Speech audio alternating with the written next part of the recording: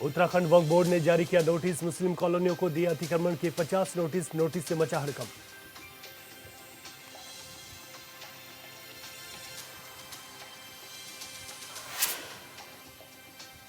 अंकिता भंडारी हत्याकांड पर बोले सांसद त्रिवेंद्र सिंह रावत, जनता की उम्मीदों के मुताबिक मिला न्याय, कोर्ट ने जनता की भावना को दिया सम्मान।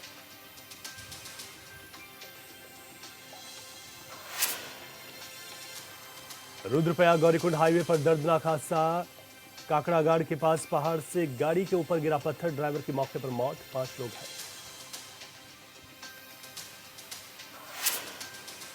नमस्कार, मैं हूं रवि कंत्रा, हॉर्नबिल टीवी देख रहे हैं आप। बड़ी खबर के साथ शुरुआत करते हैं। उत्तराखंड वक्फ बोर्ड ने नोटिस जारी किया है। बड़ी खबर आपको बता रहे हैं, मुस्लिम कॉलोनी को अतिक्रमण के 50 नोटिस जारी किए गए हैं। नोटिस से हड़कंप मच गया। अतिक्रमण के खिलाफ उत्तराखंड सरकार की यह कार्रवाई मानी जा रही है। चूना भट्टा क्रॉसिंग पर ये अतिक्रमण के खिलाफ नोटिस जारी किए गए हैं। ये बड़ी खबर आपको बता रहे हैं, जहां पर अतिक्रमण के खिलाफ मुस्लिम कॉलोनियों को नोटिस जारी किए गए हैं। पहले चरण में 50 नोटिस यहां पर जारी किए गए। उत्तराखंड वक्फ बोर्ड ने ये नोटिस जारी किए हैं। तो बड़ी खबर आपको बता रहे हैं, अतिक्रमण के खिलाफ नोटिस जारी हुए हैं। अतिक्रमण पर उत्तराखंड सरकार अब कार्रवाई करते हुए आगे बढ़ रही है। चूना भट्टा क्रॉसिंग का ये पूरा मामला है, जहां पर अतिक्रमण के खिलाफ नोटिस जारी किए गए हैं, जिसके बाद हड़कंप मच गया। दरअसल वक्फ बोर्ड ने इसे अपनी संपत्ति बताया, जहां पर ये परिवार कई सालों से रह रहे हैं। ऐसे में अभी देखना होगा कि क्या कुछ यहां पर वैध दस्तावेज दिखाए जाते हैं, ताकि इनको यहां पर राहत मिल सके, या फिर राहत नहीं मिलेगी, सरकार का क्या अगला कदम होगा, ये महत्वपूर्ण है। तो बड़ी खबर आपको बता रहे, मुस्लिम कॉलोनियों को अतिक्रमण के लिए 50 नोटिस जारी किए गए हैं। नोटिस से हड़कंप भी मच गया। उत्तराखंड वक्फ बोर्ड की ओर से ये नोटिस जारी किए गए हैं। चूना भट्टा और क्रॉसिंग का जो क्षेत्र है देहरादून का, यहाँ पर जो लोग बसे हुए हैं, उन कॉलोनियों के लिए नोटिस जारी किए गए हैं। यहाँ पर ये कहा जा रहा है कि वक्फ बोर्ड की संपत्ति पर यह अवैध कब्जा है। बड़ी खबर आपको बता रहे, चूना भट्टा क्रॉसिंग का ये पूरा मामला है, जहां पर नोटिस जारी किए गए। उत्तराखंड वक्फ बोर्ड की ओर से नोटिस जारी किए गए हैं। विस्तार से जानकारी के साथ हमारे संवाददाता समृद्ध मिश्रा इस वक्त हमारे साथ फोन लाइन पर है। समृद्ध, नोटिस जारी किए गए हैं और क्या कुछ जानकारी यहां पर मिल पा रही है?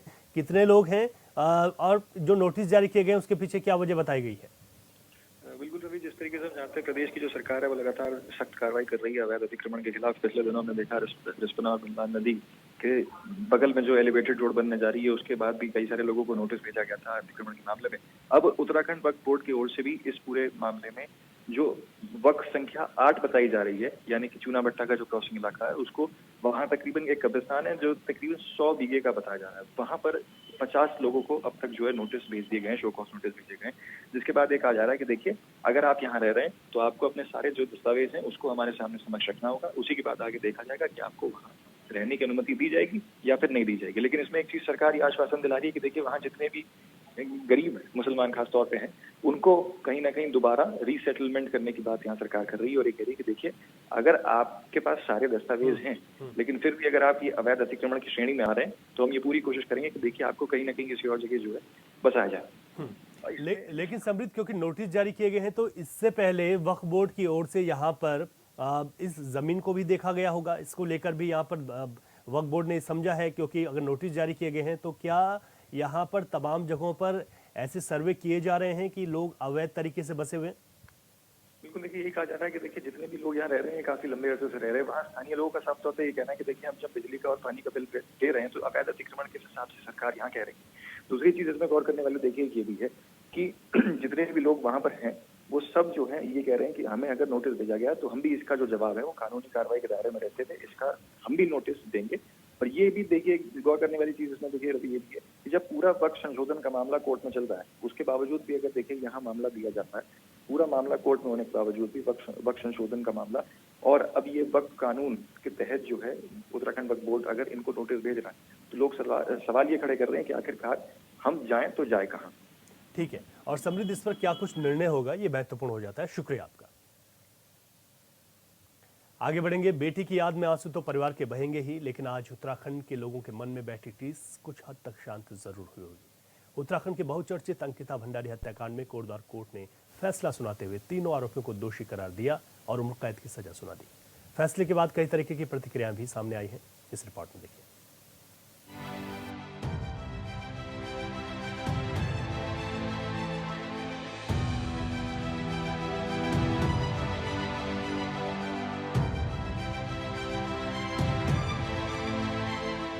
उत्तराखंड में अंकिता भंडारी हत्याकांड मामले पर आज सबकी निगाहें थी।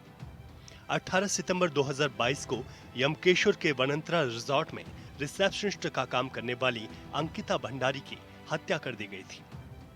इस हत्याकांड के बाद मामला जिस प्रकार से आगे बढ़ा, उससे एक समय लगा कि रसूखदार आरोपी घटना से बच निकलेंगे, लेकिन जांच सही हुई। कोर्ट ने तेजी से सुनवाई की और आखिरकार रसूखदार आरोपी कानून के जरिए दोषी करार दे दिए गए। इसे लोग अब सच की जीत के रूप में पेश कर रहे हैं।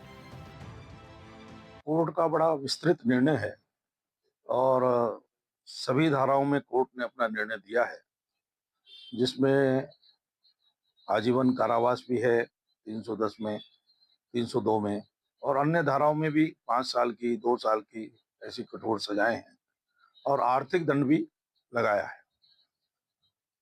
तो हम सब लोग न्यायालय का सम्मान करते हैं, इसलिए सभी को न्यायालय के निर्णय का सम्मान करते हुए कानून व्यवस्था को बनाए रखना चाहिए।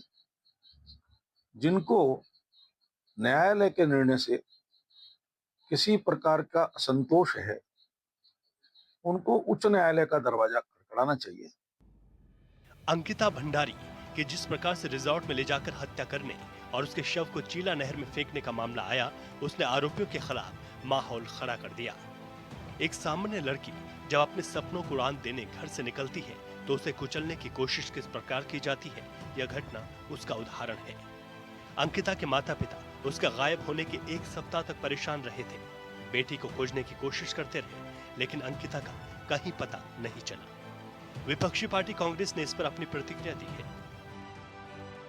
अंकिता भंडारी मर्डर केस में जज साहब ने फैसला दिया और 3 दोषियों को उम्र कैद की सजा दी है। हम उनके इस फैसले का स्वागत करते हैं, लेकिन एक बात जरूर है कि कोर्ट अपना फैसला सबूतों के आधार पर करती है। अभी ये न्याय अंकिता का पूरा नहीं हुआ है जब तक वीआईपी का नाम सामने नहीं आता और उन नेताओं को सजा नहीं होती जिन्होंने सबूत मिटाए, डोजर चलवाया, अंकिता का कमरा तोड़वाया, जिन्होंने अंकिता का बिस्तर तालाब में डाल दिया, स्विमिंग पूल में, उनके खिलाफ कब कार्रवाई होगी? वो पुलिस के अधिकारी जिसने कमरे को वीआईपी बताया, उसके खिलाफ जब तक कार्रवाई नहीं होती, उस विधायक और उस बड़े नेता के खिलाफ जब तक कार्रवाई नहीं होती जिसने पूरे सबूत मिटाने का काम किया, डोजर चलवाया, आग लगवाई, और आग एक बार नहीं 17 दिन के बाद दोबारा आग लगी है, तो हम अंकिता के न्याय को आज अधूरा न्याय मानते हैं। प्रकृति को अपना न्याय करना होगा। वो वीआईपी जिसके लिए अंकिता की ये दशा की गई, उसका नाम सबके सामने आना बहुत आवश्यक है।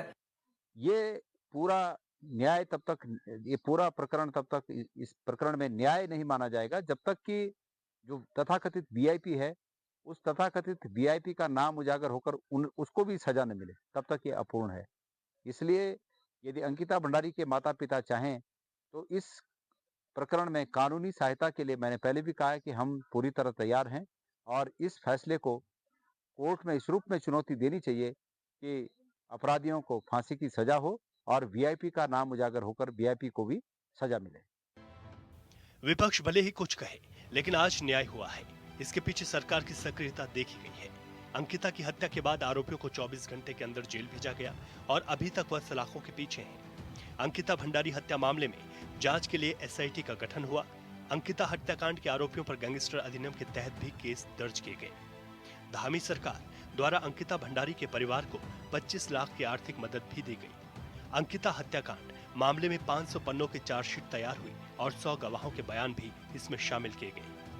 वहीं दूसरी तरफ कई लोग राजनीतिक फायदे के लिए जनता को लगातार गुमराह करने का काम भी करते रहे। ये घटना हुई है तो अब भविष्य में कभी ऐसी घटना ना हो। हम एक नजीर बनाना चाहते हैं कि उत्तराखंड के अंदर हमारी बेटियां सब बिल्कुल निश्चिंत होकर, निश्चिंत होकर, बिल्कुल निर्भय होकर, जिनमें कोई भय न हो, इस प्रकार से स्वच्छंद रूप से अपना काम करें।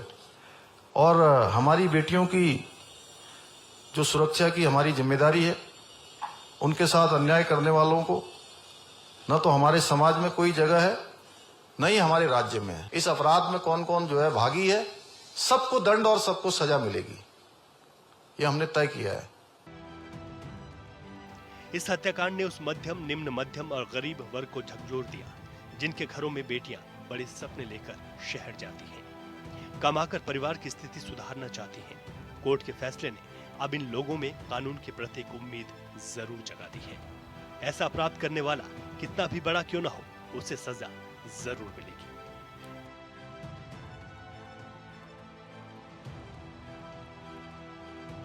Bureau report, hornbill TV. Haridwar से सांसद त्रिवेंद्र सिंह रावत ने अंकिता भंडारी हत्याकांड पर कोर्ट के फैसले का स्वागत करते हुए कहा कि इस मामले में जिस तरह से जनता की नाराजगी और आक्रोश सड़कों पर दिखाई दे रहा था, वह न्याय की गूंज थी।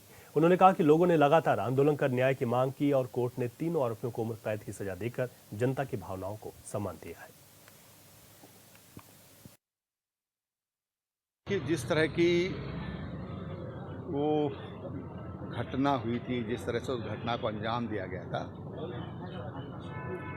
और जिस तरह से पूरे प्रदेश में उस विषय को लेकर एक गुस्सा था, आक्रोश था, थोड़ा देर से सही लेकिन न्यायालय ने आखिर जनता की जो उम्मीदें होती हैं न्यायालय से, इस तरह का निर्णय दिया है।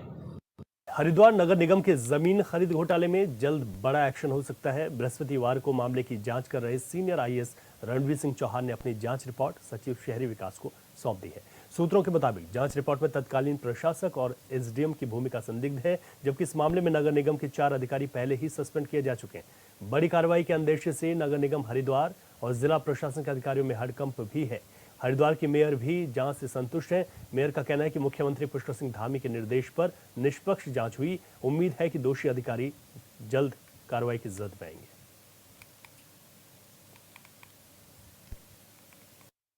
ऐसा है, जब हमने नगर निगम का कार्यकाल संभाला तो हमारे संज्ञान में ये मामला आया भूमि को लेके, तो हमने इसकी जांच के आदेश दिए और हमने मुख्यमंत्री जी को यह निष्पक्ष जांच करने के लिए कहा और उन्होंने तुरंत इस पे निष्पक्ष जांच की है। ये बहुत बड़ा मामला था। ये 35 करोड़ की 30 बीघा जमीन 18 करोड़ की थी और उसमें 58 करोड़ का इसमें घोटाला किया गया है और हम इस पे तुरंत, जब हमारे संज्ञान में आया, हमने तुरंत इस पे कार्रवाई करने के कहा है और मुख्यमंत्री जी का मैं धन्यवाद करती हूँ। उन्होंने इस मामले को निष्पक्ष जांच बिठाई है तुरंत से तुरंत, और जो भी दोषी पाए जाएंगे उनके खिलाफ हम कार्रवाई करेंगे।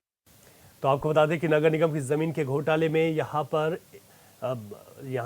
वरिष्ठ आईएएस को ये जिम्मेदारी सौंपी गई थी और वरिष्ठ आईएएस रणवीर सिंह ने अपनी रिपोर्ट अब सचिव शहरी विकास को सौंप दी है, जिसके बाद ये कहा जा रहा है कि यहाँ कई अधिकारी हैं जो इसकी जद में आ सकते हैं, जबकि नगर निगम के 4 अधिकारी पहले ही सस्पेंड हो चुके हैं। ऐसे मामले में अब ये माना जा रहा है कि रिपोर्ट सौंपने के बाद जल्द बड़ी कार्रवाई देखने को मिल सकती है। ये पूरा मामला हरिद्वार नगर निगम के जमीन घोटाले से जुड़ा हुआ है, जहां पर कई बड़े अधिकारियों का नाम भी इसमें शामिल बताया जा रहा है। नगर निगम के अधिकारियों पर तो कार्रवाई हुई, लेकिन अब जांच रिपोर्ट के बाद कई और अधिकारियों पर गाज गिरेगी, इस बात की संभावना को माना जा रहा है। और अब जब रिपोर्ट सौंप दी गई है तो उसके बाद हरिद्वार मेयर ने भी इस बात को कहा कि इस रिपोर्ट के बाद जो दोषी हैं उन पर सख्त कार्रवाई होगी। तो सचिव शहरी विकास को ये रिपोर्ट सौंप दी गई है। विस्तार से जानकारी के साथ हमारे संवाददाता मनोज कश्यप हरिद्वार से हमारे साथ फोन लाइन पर हैं। मनोज, रिपोर्ट सौंप दी गई है, अब इस पर आगे क्या चर्चाएं हैं, कब तक ये कार्रवाई हो सकती है? बिल्कुल, देखिए, जिस तरीके से नगर निगम की जमीन का एक घोटाला सामने आया था, उस पर यहाँ मुख्यमंत्री ने संज्ञान लेते हुए पूरी जांच वो एक आईएएस अधिकारी को सौंपी गई थी, जिसमें कहा गया था कि यहाँ पे जल्द से जल्द इसकी जांच को पूरा करके तमाम जो दस्तावेज थे वो मुख्यमंत्री के सामने पेश करने थे। अब यहाँ पे जांच पूरी हो चुकी है। यहाँ पे कई लोगों के नाम भी उसमें शामिल किए गए हैं जो हरिद्वार के जिला अधिकारी है और जो एसडीएम भगवानपुर है अजय वीर सिंह, और साथ ही जो यहाँ पे नगर आयुक्त थे उनको भी इसमें शामिल किया गया। यहाँ पे पूरे मामले की जांच करके अब जो है सरकार के सामने रखी गई है। अब कहीं ना कहीं इसमें ये कयास लगाया जा रहा है कि इसमें जल्दी एक बड़ा एक्शन होगा, क्योंकि बड़ा घोटाला ये बताया जा रहा था। 54 करोड़ की जमीन थी जिसका ये घोटाला किया गया था। हालांकि जो जमीन की कीमत आकी गई तो करीब 12 करोड़ आकी गई थी, लेकिन यहाँ पे 54 करोड़ रुपए में इसको खरीदा गया था। जिसके बाद यहाँ पे जो हरिद्वार की मेयर है किरण जैसल, उसने इस मामले को उछाला तो यहाँ पे मुख्यमंत्री ने भी इसका संज्ञान लिया था। जांच के बाद में अब यहाँ पे कयास लगाया जा रहा है कि कोई बड़ा एक्शन सरकार इस पर कर सकती है। जी बिल्कुल, और इसके लिए इंतजार करना होगा। शुक्रिया मनोज आपको जानकारी के लिए। उत्तराखंड के टिहरी गढ़वाल में 30 मई 1930 को राजशाही की क्रूरता की भेंट चढ़े तिलाड़ी के सैकड़ों शहीदों को याद किया गया। लोहाघाट के वीर कालू सिंह चौराहे में पुरानी पेंशन बहाली मोर्चा जिला अध्यक्ष गोविंद सिंह मेहता के नेतृत्व में शिक्षकों और कर्मचारियों ने वीर कालू सिंह मेहरा चौक में तिलाड़ी के शहीदों के साथ साथ उत्तराखंड के शहीदों को याद किया और 1857 की क्रांति के नायक वीर कालू सिंह माहरा की मूर्ति में माल्यार्पण कर पुष्प अर्पित किए हैं। पुरानी पेंशन बहाली मोर्चा जिला अध्यक्ष गोविंद सिंह मेहता ने कहा कि शहीदों का संघर्ष हमें संघर्ष करने के लिए प्रेरित करता है। उन्होंने कहा कि शिक्षक और कर्मचारी लंबे समय से सरकार से शिक्षकों, कर्मचारियों और अर्धसैनिक बलों की पुरानी पेंशन वाली की मांग को लेकर लगातार बात कर रहे हैं, लेकिन कोई सुनने के लिए तैयार नहीं। आज जो है तो पूरे उत्तराखंड में जो 1930 में हमारे उत्तरकाशी के बड़कोट में टिहरी रियासत के खिलाफ वहाँ के किसानों के द्वारा एक आंदोलन किया गया था, उनके द्वारा जो है तो जल, जमीन और प्राकृतिक संसाधनों के दोहन के विरोध में, तो उसमें शहीदों को, उसमें जो उस समय की टिहरी रियासत के राजा ने के सैनिकों के द्वारा उन पर जो जलियांवाला बाग वाला हत्याकांड की तरह एक निर्मम हत्याकांड हुआ था, उसके विरोध में और उन शहीदों को श्रद्धांजलि देने के लिए आज ये कार्यक्रम पूरे प्रदेश के सभी जिलों में मनाया जा रहा है। हम उन शहीदों को श्रद्धांजलि अर्पित करते हैं अपनी और अपने जनपद के भी जो है तो जो हमारे उत्तराखंड के प्रथम क्रांतिकारी और प्रथम स्वतंत्रता संग्राम सेनानी कालू सिंह मेहरा जी के जो ये चौराहा है उस पर उनकी मूर्ति पर माल्यार्पण करते हुए और श्रद्धांजलि अर्पित करते हुए हम सभी जनपद के विभिन्न संगठनों के पदाधिकारी NMOPS के बैनर तले, पुरानी पेंशन बहाली राष्ट्रीय आंदोलन के बैनर तले आज उनको हम विनम्र श्रद्धांजलि अर्पित कर रहे हैं और जिसमें शहीद हुए हैं उन सबको अपनी संगठन की ओर से श्रद्धांजलि अर्पित। रुड़की के भगवानपुर SDM कार्यालय पर भोजन माताओं ने अपने हक और अधिकारों की लड़ाई के लिए मोर्चा खोल दिया। सैकड़ों की संख्या में एकजुट होकर भोजन माताओं ने अनिश्चितकालीन धरने की चेतावनी दी और सरकार के नाम ज्ञापन सौंपा है। बता दें, ब्लॉक भगवानपुर की भोजन माताएं लंबे समय से अपनी सैलरी बढ़ाए जाने की मांग कर रही हैं। उन्होंने अपनी समस्याओं को लेकर SDM कार्यालय का घेराव भी किया। भोजन माताओं का कहना है कि डिजिटल इंडिया के इस युग में भी उनकी सैलरी मात्र 3000 रुपये है, जिसमें परिवार तो दूर अपने एक बच्चे की पढ़ाई भी मुश्किल है।